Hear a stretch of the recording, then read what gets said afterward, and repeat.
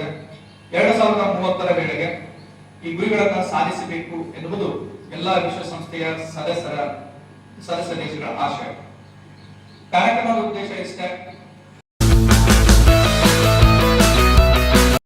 Major benefits ಅನ್ನೋದನ್ನ ನೋಡ್ತಾ ಹೋಗೋದಾದ್ರೆ ಹೇಳಿದೆ what are the major interaction about the arts.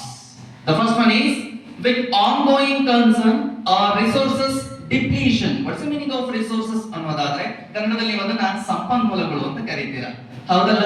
ಯಾವ ರೀತಿಯ ಸಂಪನ್ಮೂಲಗಳು?